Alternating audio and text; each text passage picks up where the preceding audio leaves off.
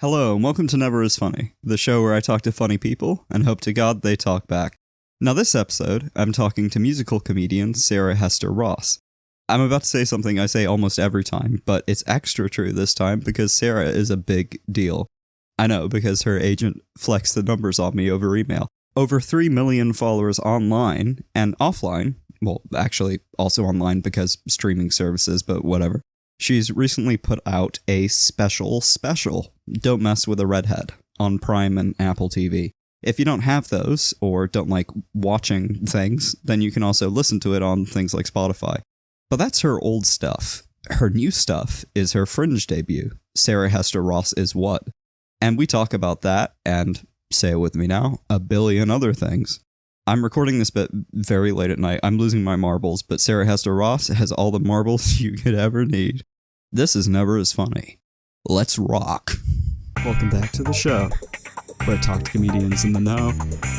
That's right. It's Never As Funny. It's Never As Funny. The show's it's called Never As Funny. It's the name of the show, by the way. Never As Funny.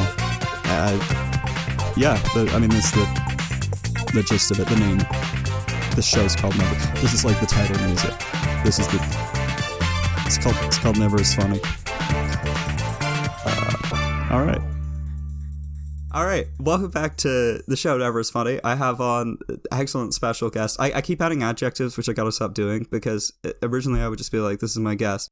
Then I added in the word special, which means I have to keep saying special because, I can't prioritize. I've just added excellent. Right. I like it. Excellent's classy. It's very classy. I am going to have to go back and start editing in the word excellent before every introduction.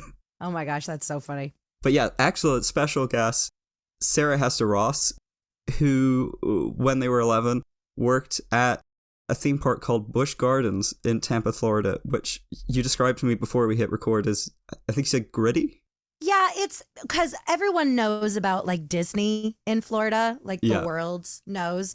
And even when I told you about it, you're like, what's Busch Gardens? And that makes sense because you don't live in America and you don't understand the grittiness and the disgust that is Florida. It's kind of a joke here, which I speak on a little bit in my comedy special and in my show called Florida Man Fridays. Yes. But when I was 11, I got my first performing job at this, like, it's not run down, it's just old. Right. And gritty because it was created and made by Busch, the beer company. Right. So it's less Disney, like, happiest place on earth and more like come get drunk and ride roller coasters. So is it beer themed? It's not beer themed, but there's beer everywhere. It's like safari themed. That's mental. Because it's gardens. So it's got a zoo. And I know, it's crazy. And I did like this jukebox musical, again, when I was 11 years old. It was my first job ever. Yeah. And it just so happened to be at a theme park, which is so Florida. It's so Florida. It's so white trash. But I'm okay with it. Is that, I mean, to get such a kind of generic question to ask really, but is that where it all began for you at Busch Gardens? Or I would probably not.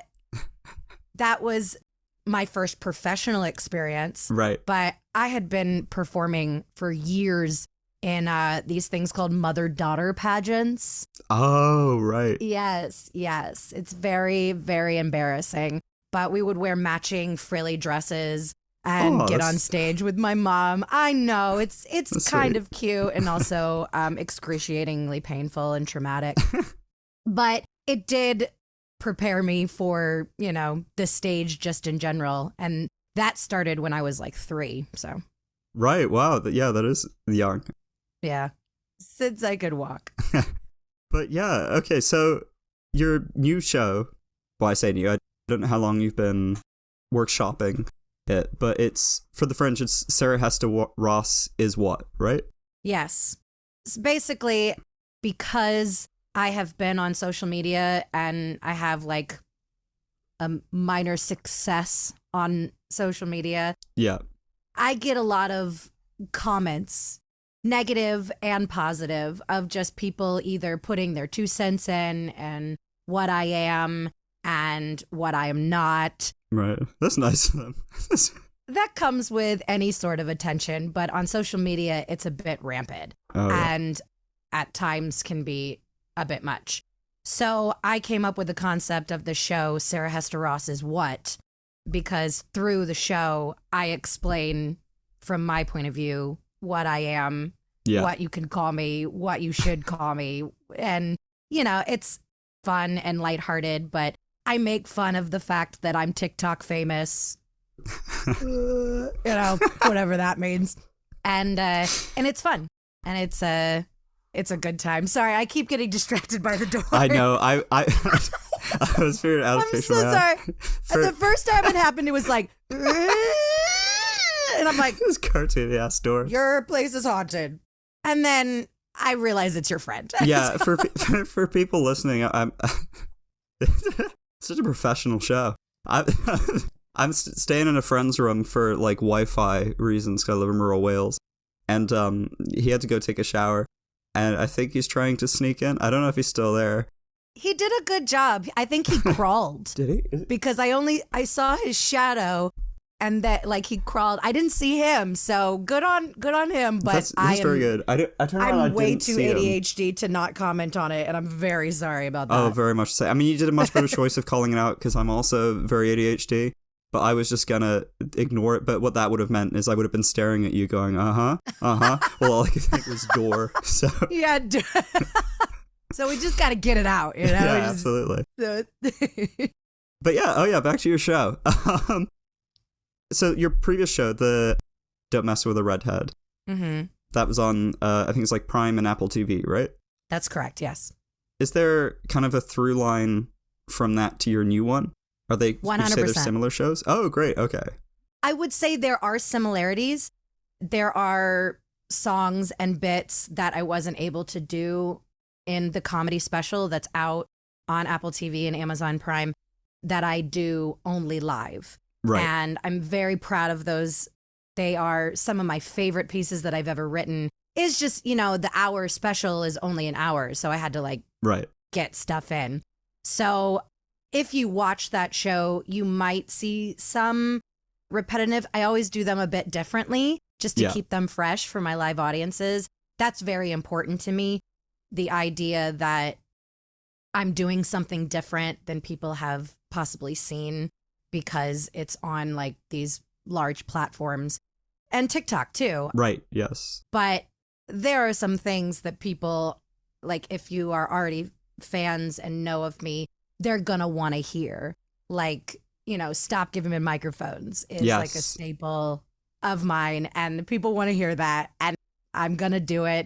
I might do it in a nice little twist, but I'll always do the hits, you know? Right, yes. For anybody.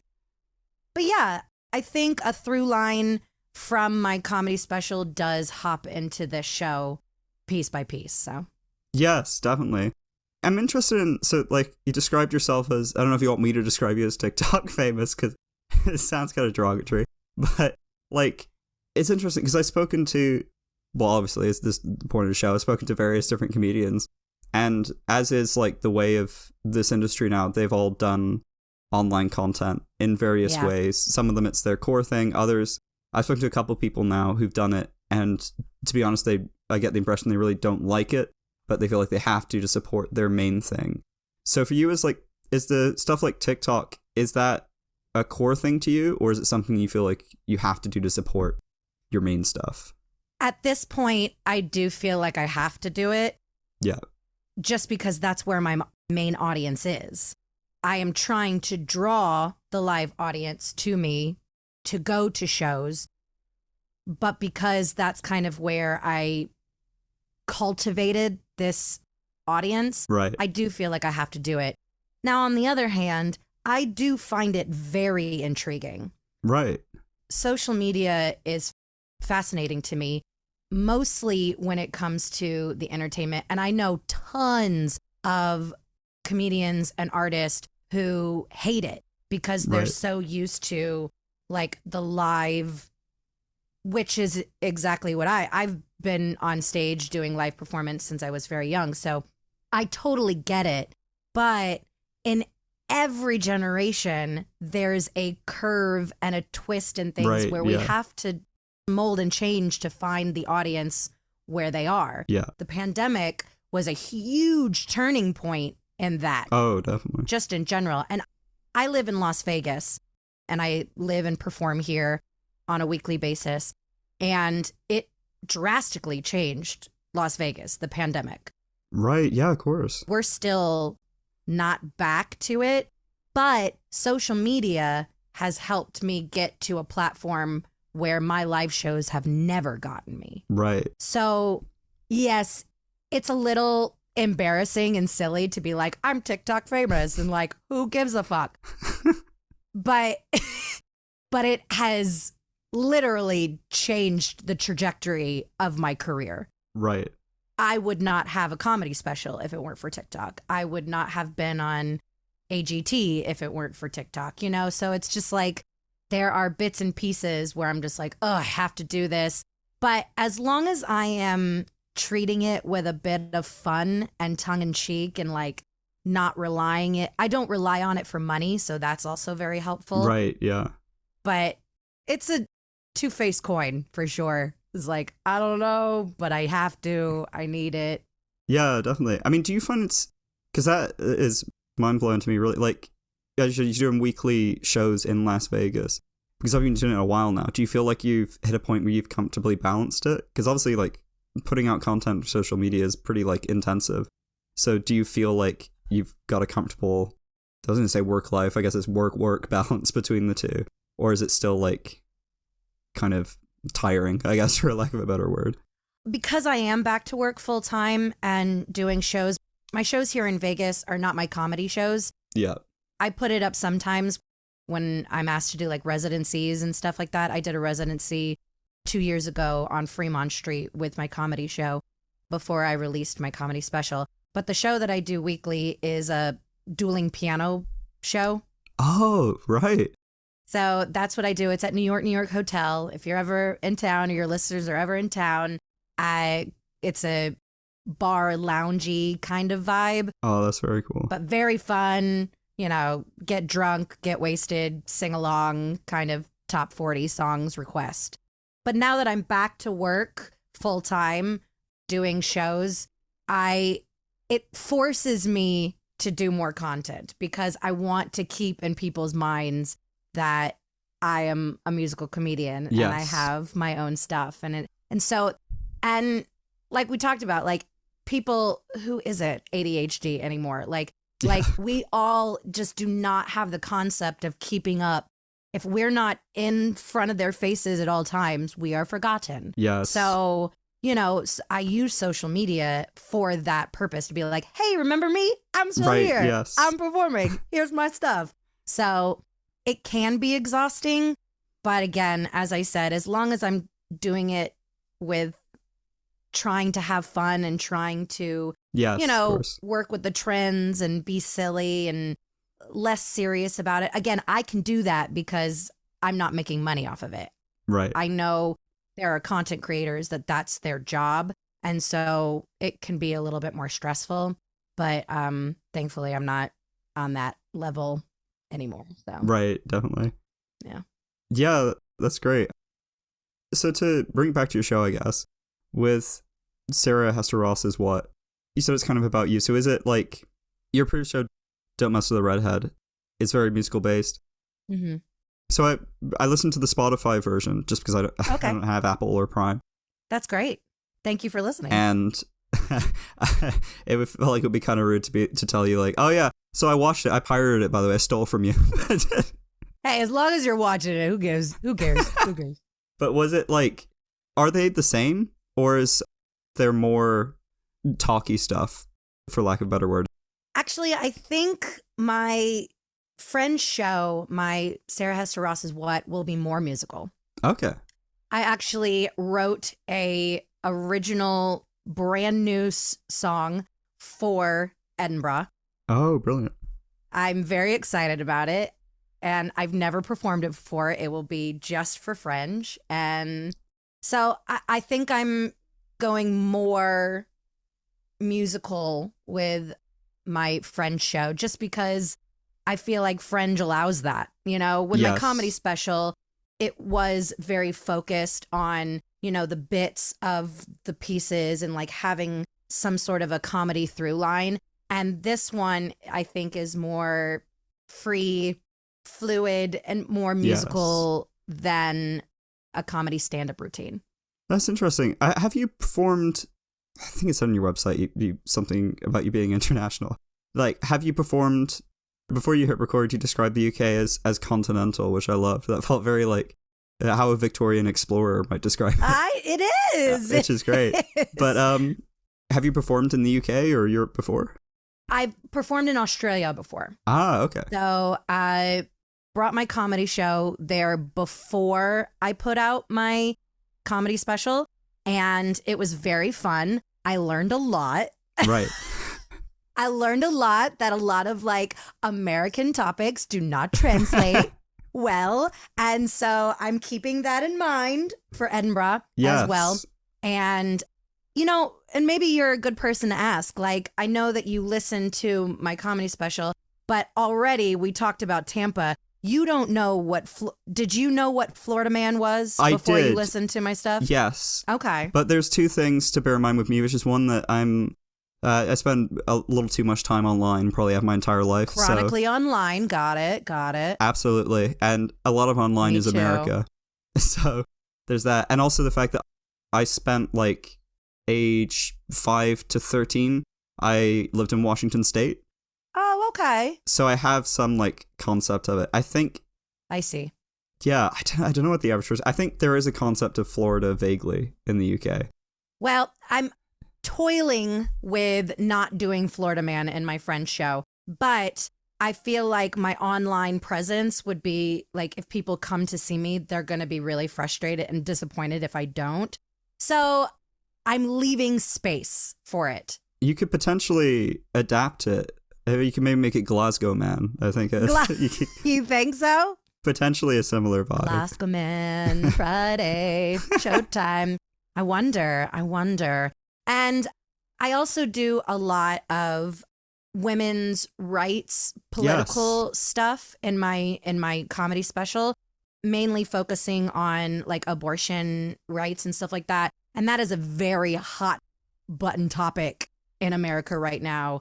And so I'm not sure if that also will translate to Edinburgh as well, except I did do a little research and I did find out that abortions are technically illegal in Scotland. Right. I didn't know that. In the UK. Yes. They're technically illegal with stipulations that it's up to a certain point, time of pregnancy. And I think one of your listeners might correct me if I'm wrong, but again, this is just on the wee bit of research that I've done, is that it has to be if the life of the mother is threatened. Okay. There are very few stipulations, but mostly it's illegal in the UK. And the law hasn't been changed since like 1965 or something. Right. That's a law from 1960s, which is... Yeah. So I'm not sure. And you're not a lady, so I'm not sure if asking you will be very helpful either. It's time for me to weigh in. Hold on, Sarah. Let me give you my opinion. It's time for a man's opinion on this. I feel like there's just not enough. The world has waited. So, yeah, I'm not sure this conversation is going to help me any. No, definitely. I mean, I think in terms of it being an American issue, I think there's a lot of, like, I remember when there was, like, the stuff about, I don't know enough of the specifics as much as I should, but things like it being overturned in Texas. Yes, the Supreme Court overturned Roe v. Wade, which was the 1970s law that allowed abortion permanently in America, and it was overturned 2 years ago. Yeah, it's by the Supreme Court. Nuts. But I do remember when that happened, it was like a big talking point here. Oh, okay. So I was at university at the time. I mean, obviously university as a students care about a lot more things than possibly the average person does. But I do remember it being a big thing here. So I think, were you...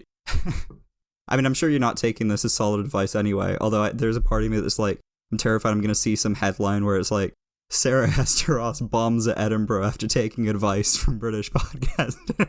But actually, all press is good press, Patrick. Don't forget that. That's true. Don't forget it. But yeah, I don't think you would have, people sitting in the audience going, abortion? What? What? What could that be?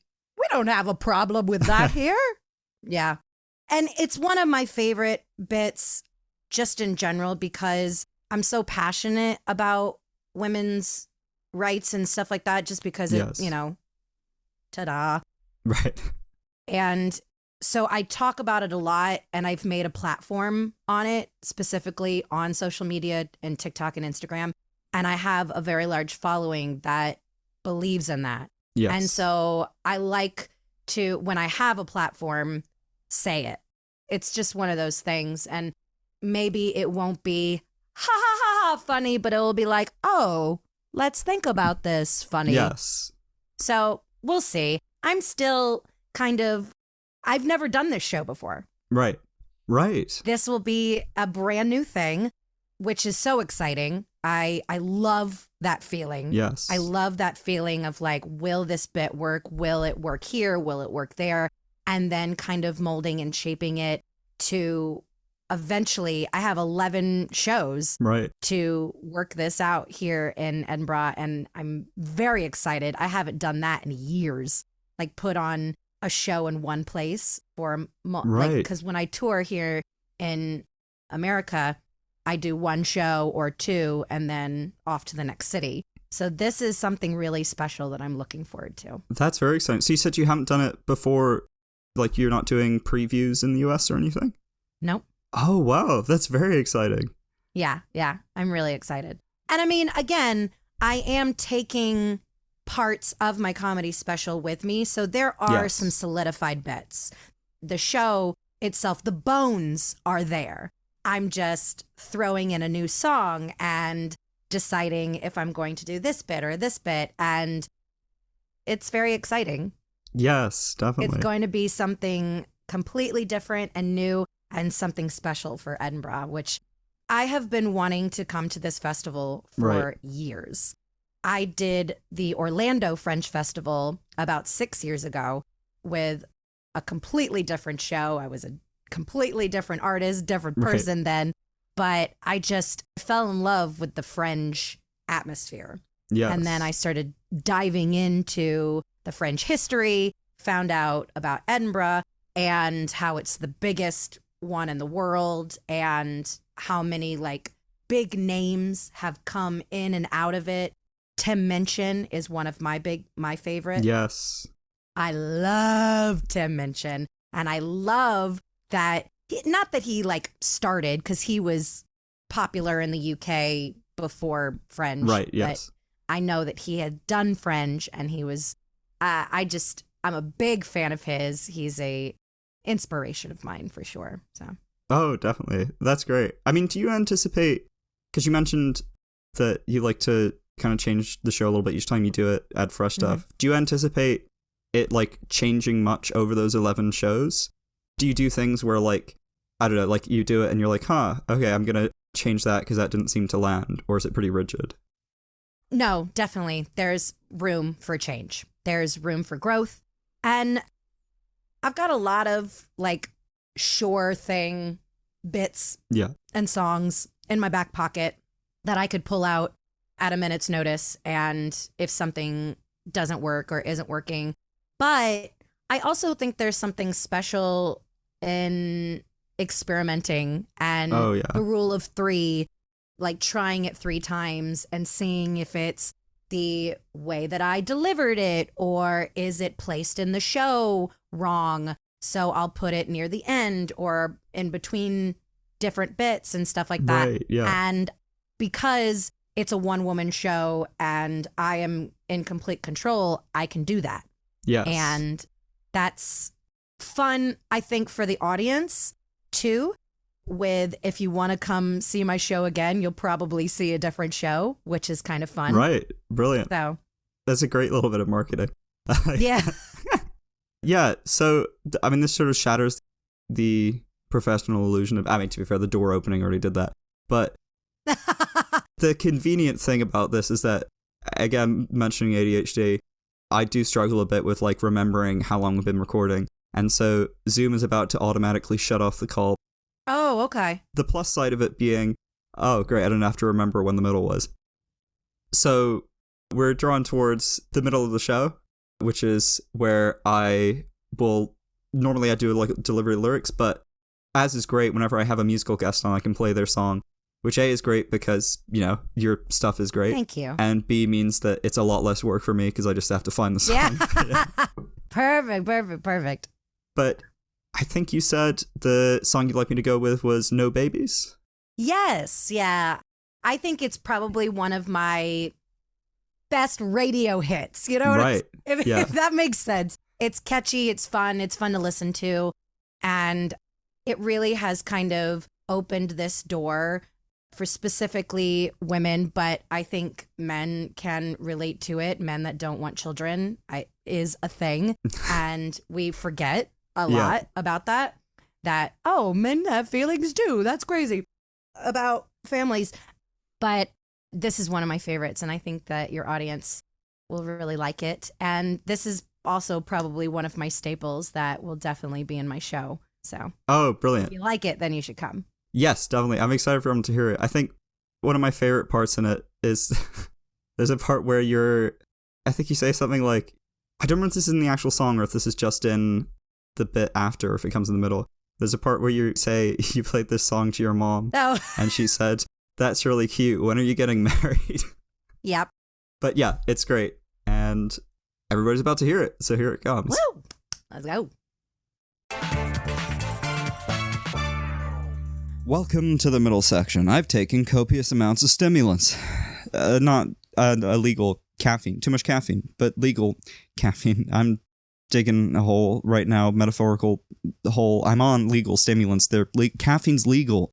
Leave me alone. Yeah, Sarah Hester Ross is one I have kids. Me neither right now. I could not handle giving birth. I don't have the hips for that.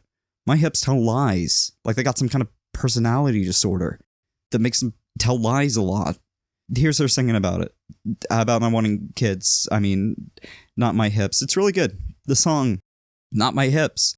I mean, they're fine. They're good, but they don't belong in your show, Sarah. They're my hips. Stop trying to tell their story. It's not yours to tell. I'm gonna go test my heart rate. I don't wanna have babies. I don't wanna have kids. I don't wanna have babies. I don't wanna have kids. They are money, food, blood-sucking crotch goblins. Not having babies keeps my coochie a 6. I hear moms hide from their kids when they don't want to share their snacks. While for me, every bag is family size. It's a nice bag. I don't wanna have babies. No babies. I don't wanna have kids. You call me childless. I prefer well rested. I don't like being watched while I pee and cleaning human feces off of the walls. Honey, that shit just ain't for me. No, I don't wanna ask all day, why is this wet? It's basically keeping cum as a pet. I don't wanna have babies. I don't wanna have kids. I don't wanna have babies. No babies. I don't wanna have But you might change your mind. Mamas, I know that you mean well, but when you ask, Who's gonna take care of you when you're old? selfish as hell. And when mamas say, You'll never know true love. just not it, you forgot that we all know that kids are dead.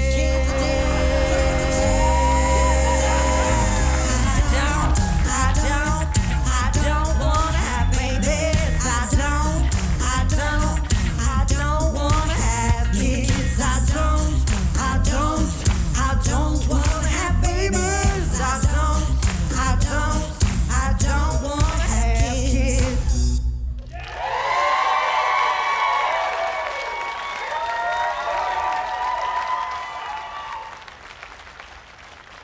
I showed my mom that song the other day, and she was like, "Oh, cute song. When are you getting married?"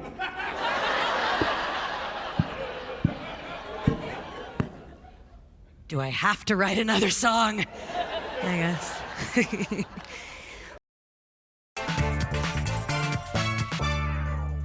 Welcome back, everybody. I hope you enjoyed No Babies. If you didn't, then, I don't know, fuck you, I guess. Fuck off. That's probably, yeah. If you didn't, fuck off. Certified Sarah Hester Ross statement. Sorry. But yeah, so I wanted to, for the second half of it, so we talked quite a bit about your show and your previous special.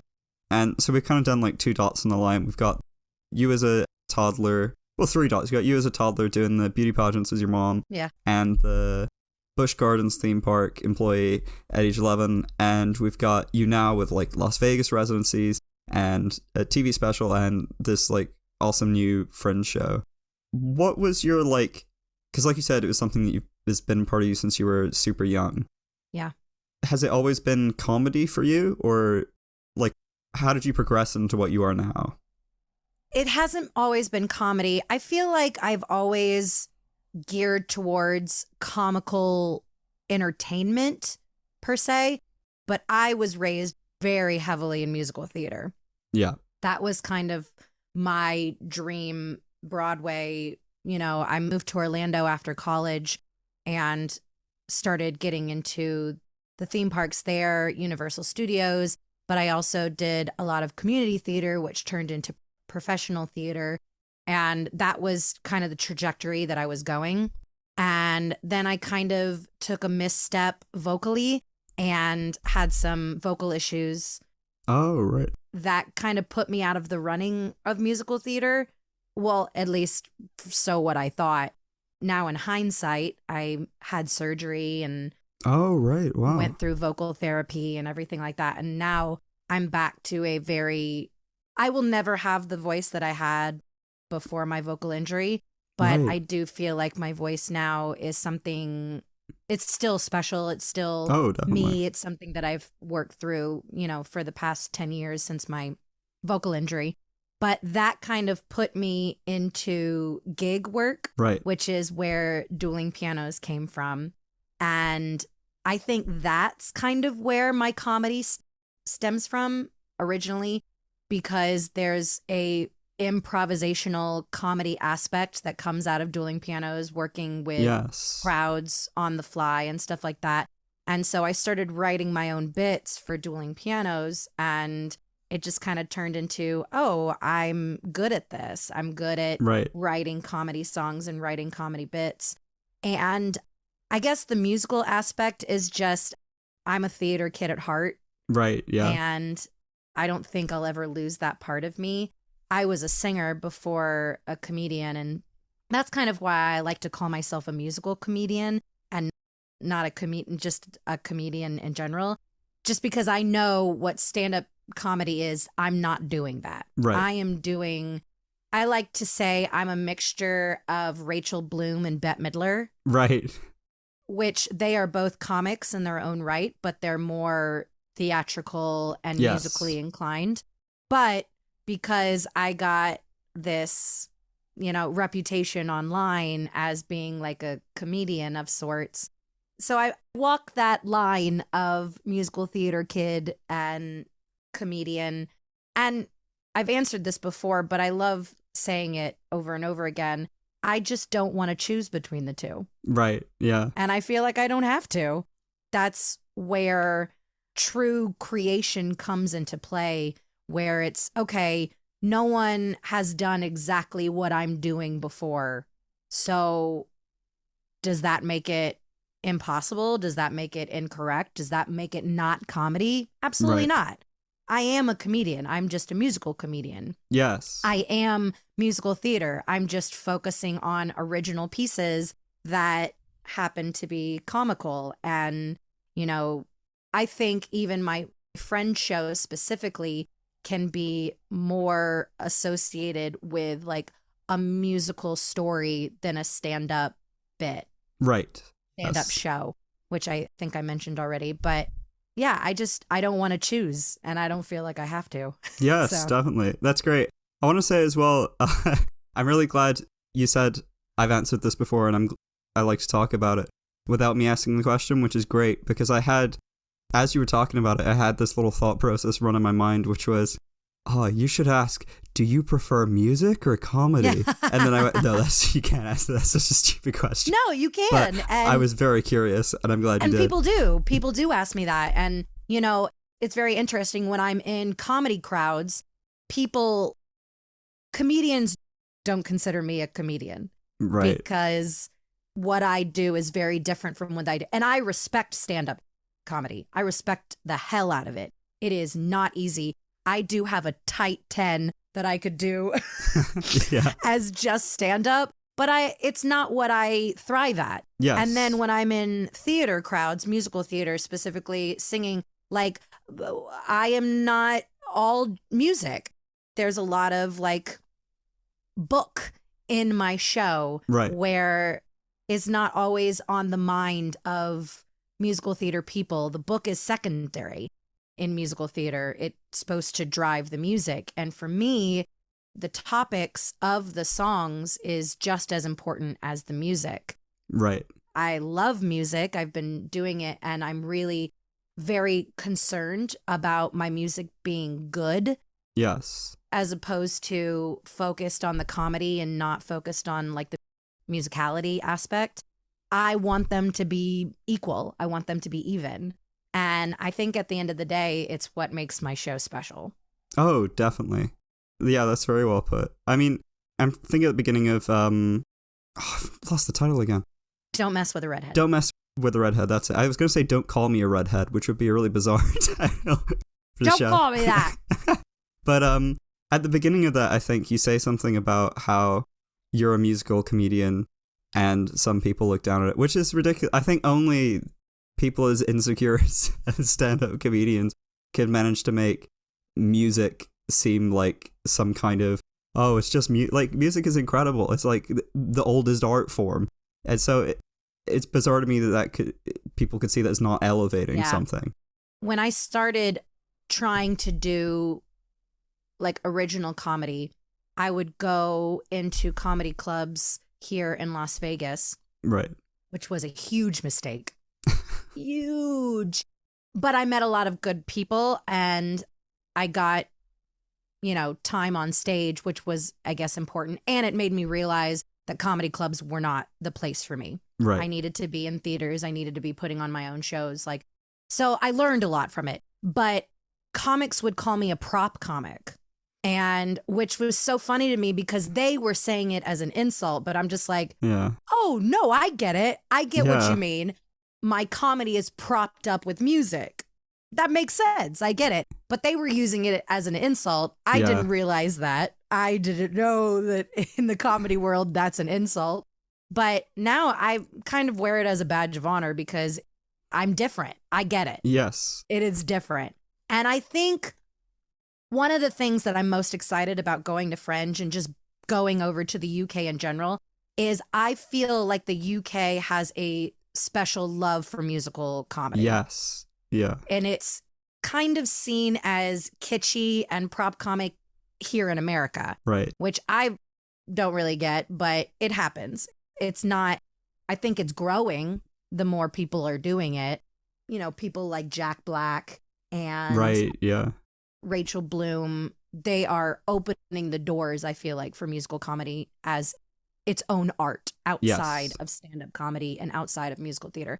But I do feel like the UK has like a special love for musical comics because there's so many great musical comics. Oh, definitely. From the UK. Do you know Joe and Flo? Yes. Yes.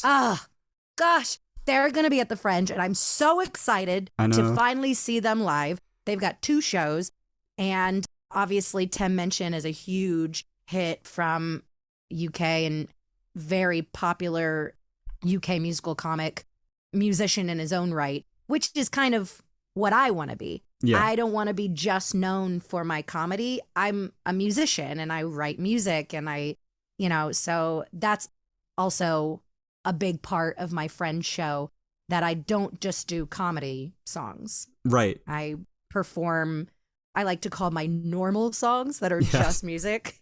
So that's also a big part of my live shows. So. Oh, definitely. That's great. I mean, I spoke recently to a clown from the US. She has a great name, Lil Wenker. Oh, I love that. It's so good. Does she rap? No, but it's so brilliant because it's kind of funny because it sounds like wanker, and she has like a Minnesotan accent, so it's probably like Lil Wanker. Lil Wanker. And it was so, I mean, it's such a tangent, but it just hit me so much as a joke that when I emailed her, I was like, "Hey, Lil Wanker, sorry, I couldn't find your real name." And then she's like, "That is my real name." That is. She was saying that one of the reasons she liked performing in the UK was that she found it, people just seem to be generally more accepting of other styles of comedy or because her stuff is very like, you know, she puts on a costume and it's full on clowning. Yeah. And yeah, I just thought that was an interesting thing. I just watched another person recently, Gaby Lucas, who is a stand-up, and she said some similar things in the US that it's like, I don't know, it feels more rigid in the types of comedy that are like accepted. I don't know if that's the right word. Yeah. Well, it's because there's a stand-up comedy audience. Right. That people like to go to stand-up clubs in America. I'm talking specifically America because that's my only experience. I know that there are stand-up clubs all over the world, so I'm just focusing on my experience in America.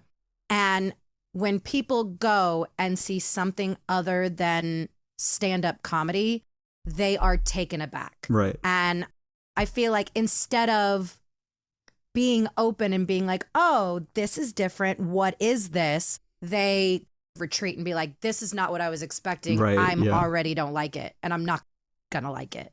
And I just feel like my experience in the UK and seeing other comics like me or musical acts like me, they have so much, I guess, quote unquote, success because the UK is just a bit more open-minded about art just in general. Right. And that it's more fluid than the rigid, like you said, in America, it's more like put in a box. And if you go outside this box, then it's weird and we'll like it. Yes. Don't do that. So, which is very American. Yeah, that is very American. So, I mean, you spoke about it a little bit that you tried comedy clubs and kind of realized you needed your own space, more theatrical. Did it feel like a fight to get people on side with what you were doing in that respect? The audience or comics? Ooh, I guess I meant the audience, but both of those are interesting to me. Well, when I first started going into it, and it's so funny, I was just listening to a podcast the other day and they were talking about me, and it was two female comics. They're both not colleagues of mine, but we're friends online, and I love their stuff, and I think they're hilarious. They're like proper stand-up comics, and they've been doing it for a very long time, so they're very seasoned. But they mentioned something. They're like, oh, she skipped comedy clubs altogether and went right into theaters, which we really appreciate. And I was just like, what does that mean? What is that supposed to mean? And I'm asking that in jest because I know exactly what it means. Right. Is that stand-up comics don't want musical comics on their shows. They don't. Right. They want stand-up comics. They want an opener. They want a feature. They want a headliner. They want it very structured, and they want it like this. Right. And when I come in, I mess it up for them. And that frustrates me because in my mind, I come from a variety show aspect, musical theater, comics, jugglers, dancers, mimes, clowns. I love it all. And I think that is what a good show is. Yes. But I go into the stand-up world here in America and they're like, no, these are this is the rules. This is where we want everything. And because of that, I feel like the audience has learned to be like that. Right. I think if we push the envelope a little bit more, audiences would open up, because at the end of the day, I do feel comedy audiences just want to laugh. Yes. They want to hear a joke that they've never heard before or a joke that they have in a different way. And they're coming for that. Right, definitely. And at the end of the day, that's what I do. I am making jokes just in song form. And, you know, I still feel like I've done the work that a regular stand-up comic does when they're going into comedy clubs. Yeah. I just had to do it all by myself. Right. Which is a little less fun. Yeah. And a little less, you know, experimental because I didn't get to see stand-up comics do their thing and then be able to work one-on-one with them and stuff like that. Right, yeah. Which I missed. I'm disappointed that that's not an experience of mine. But when comics come to me and they're like, oh, well, you haven't done the work of open mics and stuff like, no, I've done the work. I just did it all by myself. And I had to pay for the theaters and I had to like put up the shows and produce it myself. So it's just, it was a little bit more expensive, but well worth it. Does that, I'm sorry, just generally, but that happens. Stand-up comics come up to you and they're like, oh, you've had it easy. Yeah. Yeah. And also they see what I do as, like I said earlier, like a prop comic. Yeah. And going into that, they think I'm relying on, it's easier for me. And some comics, other comics, you know, realize that they're like, oh my gosh, you're doing all of this stuff at the same time, playing music, singing, jokes. And I'm so grateful for that because I look at what they do and I'm like, holy shit, you're standing up there for 45 minutes with nothing but a freaking microphone and a wall, sometimes a stool, and you have to put a show on. That is incredible. Right. That's what I mean by I respect their art. I just wish that they would do the same for mine. But definitely. Again, I'm speaking of like I want to say the minority, but I don't think it is a minority. I think a minority of comics I have cultivated as colleagues and friends understand what I do and they appreciate it and they see that I'm not trying to like call myself a stand-up comic or whatever, but yeah, that's great. I mean, as you said, hopefully like what you're doing is very new and it's big and it's exciting, and hopefully that does start to create a shift in terms of what audiences are open for and what comics are open for. I mean, again, an environment like that is terrible because how many people would have been turned away by that? I mean, it's great that you were like, you had the grit to be like, okay, fine, fuck you guys, I'm gonna go set up my own thing and I'm gonna do it and it's gonna work. But I do wonder how many people were like, oh, okay, well, I guess comedy isn't for me, when, you know, they could have been open to that. Yeah, I think it's sad for the art of comedy just in general. And again, we're going back to social media, that's another one. I love TikTok so much because it is showing us, you know, how funny, naturally funny, normal people are. Right. And so creative. And if the comedy world would open their doors just a tad bit to see all of this natural talent, and social media has done that for us.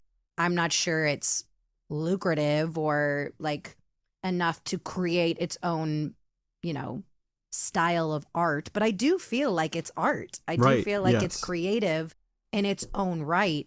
But I feel like I've always been like that from the beginning.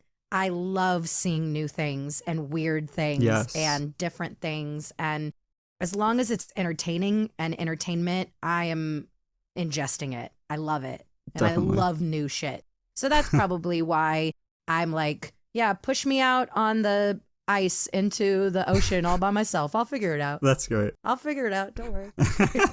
That's brilliant. On that note, and I'm loath to do this because this is very blatantly, you have a lot more to say on all of this than just an hour.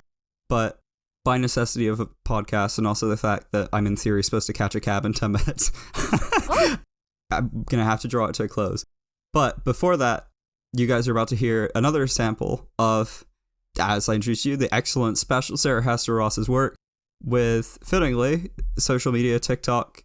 And I think it's going to be a sample from your new show. Is that right?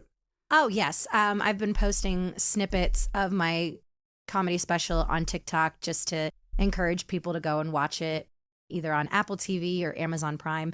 But probably most of what I've been posting will be in the Fringe show. So brilliant. That's very exciting. if these pieces pique your interest, then you should definitely come and see my show. Absolutely. Okay, so here that comes.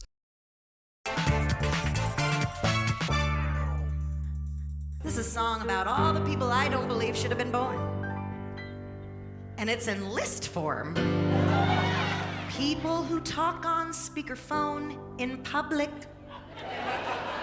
Those who wear too much cologne or perfume, like we get it. Chad took a bath today. Everybody make some noise for Chad. People who can't park within the lines to save their lives. People who lick their fingers to turn a page. Not standing to one side on an escalator. Or starting a sentence with no offense. No offense, but... Those folks were meant to be swallowed up. Those folks weren't meant to be born. Now, everybody, I know individually you have your own lists, but this is my list right now. And if you don't like my list, then you're on the fucking list!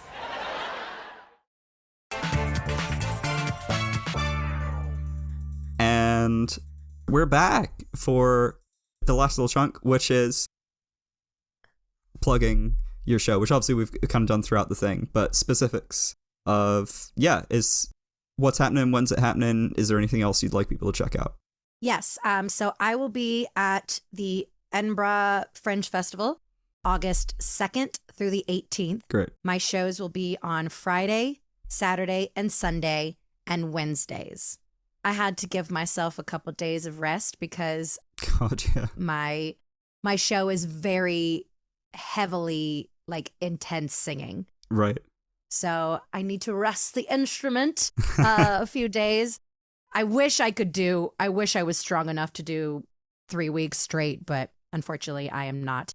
But it's at 2:30 at Just the Tonic Nucleus Atomic venue. And I'm very excited. It's like this old church, which I know is nothing new for Edinburgh. You've got old churches out your ass.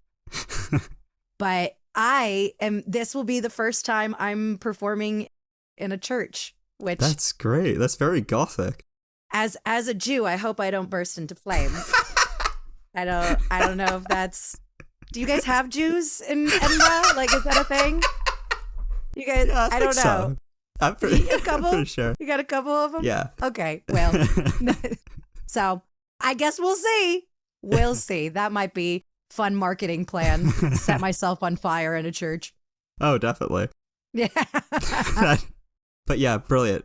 So yeah, everybody who's listening and who's not listening, I guess, as well, go and see that. That's going to be great. And I'll drop your detailed TikTok and stuff in the show notes as well, obviously. Oh, before I forget, tickets are pretty cheap, actually. It's between 10 and 14 pounds. Pounds, right? Yes. No. Yeah, that's pounds. Good. Yes. You could say quid if you want to sound real authentic. Okay. All right. Take two. It's between 10 and 14 quid. Ooh, oh, perfect. Look at me, native. Look at me. And you can get advance tickets or you can pay what you want at the door. Okay, great. So I am doing pay what you want I want the room as full as I can possibly get it. So brilliant. Yeah. And yeah, okay, brilliant. With that, I've been Patrick. My guest has been Sarah Hester Ross. And yeah, I'll see you guys next time. And Sarah, we'll see you at the Fringe. Yes, you will. Thank you so much, Patrick, for having me. Brilliant. Thanks very much for coming on. Thank you for making it all the way to the end of the show. Where can you find the show? You already know that if you've been listening. Never Is Funny on Instagram at Never Is Funny, all one word, all lowercase. The music used for the intro and outro is There It Is by Kevin MacLeod, licensed under Creative Commons by Attribution 4.0, licensed creativecommons.org/licenses/y/4.0. Guest next week? It's Bex Turner. She's a comedian. Aren't they always? See ya.